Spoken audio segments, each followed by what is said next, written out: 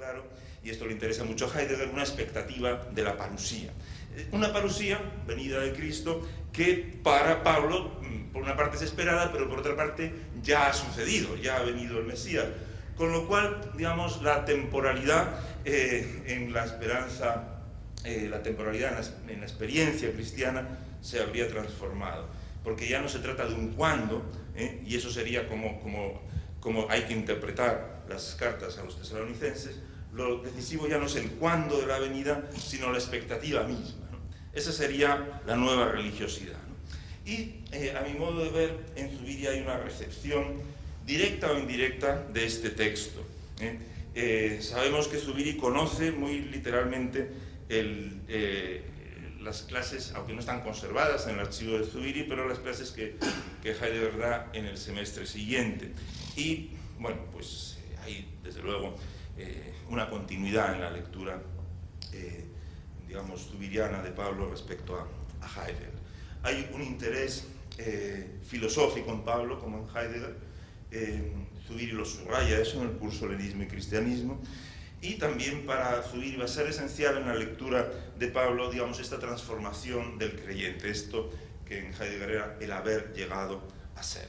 Y también Zubiri va a recoger el tema de una temporalidad no lineal, sino cualitativa. Tal vez en Zubiri hay, por supuesto, acentos nuevos, ¿no? Zubiri ya habla en el curso Helenismo y Cristianismo, a propósito de Pablo, de existencia religada, ¿no? Y eso nos recuerda lo que Zubiri escribirá un año después, ¿no? En el año 35, sobre, digamos, la religación, una religación entendida como existencia no tanto arrojada, sino como existencia implantada, ¿no? Entonces, digamos, ya esas dimensiones de imposición, de impulso, de apoyo para existir, que Zubiri mencionará un año después.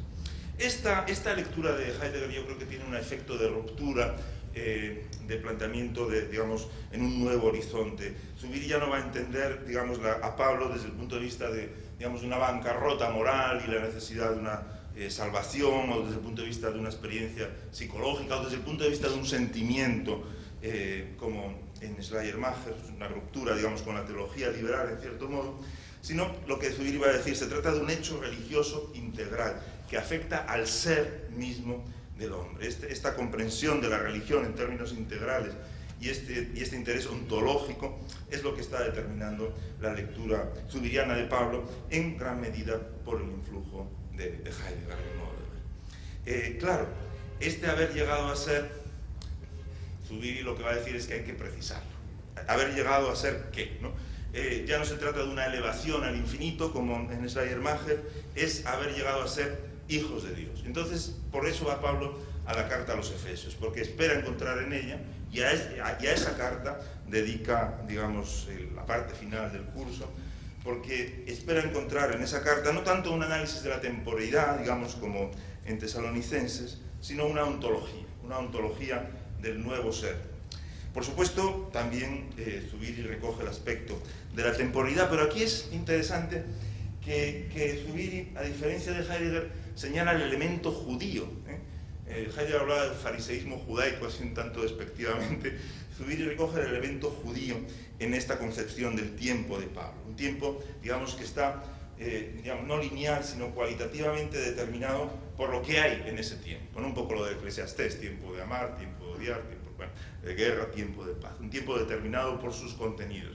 Y esta sería una característica que encontramos también en Zubiri, que le diferencia de Heidegger, un mayor conocimiento, digamos, de lo judío, ¿no? El comentario que hace Zubiri de algunos arameísmos, la idea que Zubiri recoge de que para el judío, digamos, la creación es gracia, que el pecado no es un defecto físico, sino que es ruptura de la alianza, etc.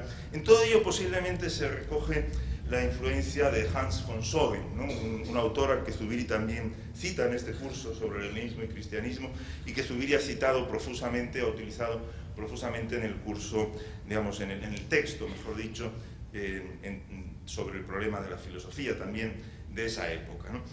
El texto Basiswahrheit de von Soden, donde von Soden contrapone, digamos, la mentalidad griega, europea, a la mentalidad judía. Esto es algo que va a permanecer en Zubiri. Lo que aparece, sin embargo, en esa primera lectura de Pablo en el año 34, son ciertas dificultades ontológicas. Es el interés ontológico el que le ha llevado a Zubiri a Pablo, ¿no? Su interpretación es fundamentalmente ontológica, pero aparecen cuestiones que, digamos, ontológicamente quedan sin resolver en el texto de Zubiri. Por ejemplo, la creación para el judío no es naturaleza, no se puede, es una gracia. Pero entonces, ¿cómo pensar, digamos, la realidad de lo creado? El pecado afecta al ser del hombre, no es una falta moral. Pero entonces, ¿qué significa una existencia empecatada, ¿no? Si no es un defecto físico? Es decir, nos sirve el concepto de naturaleza para pensar esta realidad, ¿no? La creación como gracia o el pecado. La santidad no es digamos, no les sirve a Zubiri la idea de lo sagrado, de Otto, al que menciona, igual que Heidegger. Es algo entitativo, se trata de ser hijos de Dios.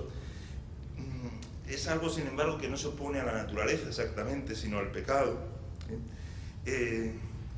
Se trata de algo que acontece en todo individuo. De alguna manera la redención afecta al individuo. Es algo que tiene lugar por la fe, es una gracia, es una regeneración. Zubiri, como Heidegger en este tiempo, pues se opone, digamos, a la concepción luterana de la justificación como una mera declaración forense. No, se trata de una regeneración, digamos, ontológica. Pero, como llega a decir Zubiri, sí, se trata de una nueva naturaleza, pero no es naturaleza. Hay una necesidad, por así decirlo, de una nueva ontología, ¿no? También el asunto de los sacramentos, en el sentido de que los sacramentos, como dice Zubiri, usando una definición católica clásica, no son causas eficientes de la gracia que contienen o de la gracia que significan, ¿no? Pero el asunto es cómo explicar eso. En cualquier caso, lo que le interesa a Zubiri es esa transformación ontológica. Y habría que decir, Zubiri en este tiempo no cita a la teología de los misterios, no tendría motivos para silenciarlo, no tiene ningún, digamos, empacho en citar pues, a Schleiermacher, a la teología liberal protestante de la época, autores modernistas, a la escuela escatológica, a von Soden, que era un protestante. ¿Por qué no iba a citar? Yo creo que en ese tiempo todavía no está vigente la influencia de la teología de los misterios de Kassel, Barnard. Lo que tenemos es una riqueza de influencias en Zubiri, de toda la teología, digamos, del momento, y que son influencias anteriores a las que normalmente se han registrado. Es anterior a la influencia de Stolz y Keller en Roma, anterior a la influencia de los padres griegos. Lo único que Zubiri menciona en algún momento es que siente cierta simpatía, pero eso no está estructurado. Es este curso anterior a la primera edición de la teología dogmática de Schmaus. No hay huellas de teología de los misterios, pero se trata, sin embargo, de influencias decisivas en la evolución, digamos, teológica de Zubiri. Es decir, tenemos ya aquí una interpretación de Pablo, de la teología paulina, del origen del cristianismo, en términos ontológicos, en términos de lo que Zubiri todavía no llama deificación o deiformación, pero sí, bueno, filiación divina, y que es realmente lo que le interesa. Y tenemos también, por así decirlo, las coordenadas que nos sirven para entender por qué después Zubiri se dirige pues, a esas influencias posteriores que los investigadores ya han detectado. ¿Por qué se dirige a la teología griega? ¿Por qué se dirige a Stolz o Keller? ¿Por qué se dirige a Schmaus? ¿Por qué utiliza después la teología de los misterios? ¿Por qué entonces la teología griega? Sería el siguiente punto. Pues la teología griega, digamos, porque a Zubiri, digamos, como Zubiri dice explícitamente, el estado actual de muchas preocupaciones filosóficas descubre en la teología griega intuiciones y conceptos de fecundidad insospechada, dice Zubiri. Bueno, entonces, ¿cuáles son esas preocupaciones filosóficas del momento que le hacen dirigirse a la teología griega? Pues yo diría, primero, sin duda, lo que podemos llamar la superación de la metafísica de la subjetividad, por así decirlo. Dice Zubiri literalmente: la teología latina parte más bien, con San Agustín, del hombre interior y de sus aspiraciones, especialmente de su ansia de felicidad. Fue en buena parte su propia vida personal. En cambio, la teología griega considera más bien al hombre como un trozo central, si se quiere, de la creación entera, del cosmos.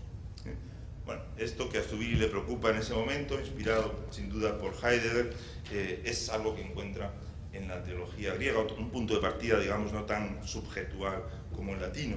En segundo lugar, en los griegos parten en la interpretación que hace Zubiri, al menos, digamos, del ser efusivo de Dios. Es decir, no analizan el ser desde la nada, sino que precisamente porque se sitúan en el ser de Dios, entendido como amor, como actividad de amor, pues entonces es un ser, digamos, no amenazado por la nada. Es otro elemento que puede, digamos, interesar a Zubiri, esas preocupaciones filosóficas del momento. Podríamos mencionar en tercer lugar el interés de Zubiri en esa época por Aristóteles. A diferencia de la interpretación que en ese tiempo hace, por ejemplo, el mismo Schmaus, los griegos no serían platónicos para Zubiri, sino que serían, digamos, verdaderos aristotélicos. Es decir, en los griegos estaríamos más cerca, a pesar de que a veces se les interpretaría como neoplatónicos, estaríamos más cerca de los conceptos originales de Aristóteles.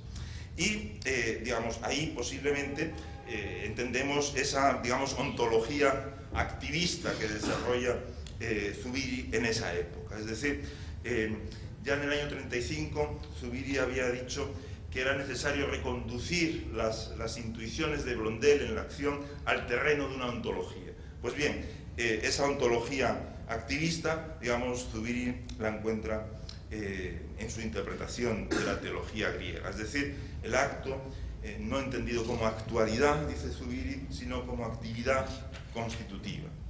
En quinto lugar, otra preocupación filosófica de Zubiri en esos años, precisamente en su lectura de Aristóteles frente a Heidegger, había sido el interpretar la usía, digamos, como un ser concreto, delimitado.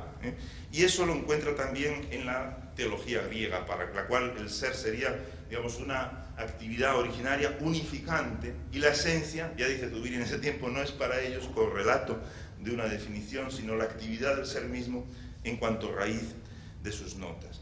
Y finalmente la persona no entendida, claro, como sujeto, no entendida en el horizonte de la subjetividad, no entendida como complemento de una naturaleza, que sería la línea latina, sino entendida como un principio para la subsistencia de la propia naturaleza.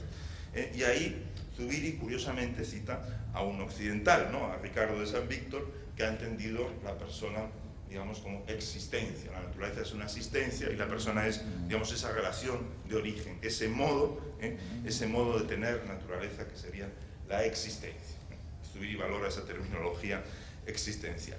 Entonces, uno puede decirse, bueno, ¿es esto teología griega exactamente? La verdad es que Ricardo de San Víctor decía expresamente, cuando desarrolla estos conceptos, distintos a la physis, distintos a la usía, distintos a la hipóstasis que utilizaban la teología griega, Ricardo de San Víctor dice expresamente, no somos griegos. Entonces, habría que decir, en los griegos, la teología griega a la cual recurre Zubiri en esa época, es una teología, en fin, en cierto modo reconstruida por Zubiri. Yo diría una interpretación aristotélica, activista, de la ontología no explícita, sino implícita en los padres griegos. Y una síntesis que a veces hace violencia a posiciones que de hecho tuvieron algunos padres griegos.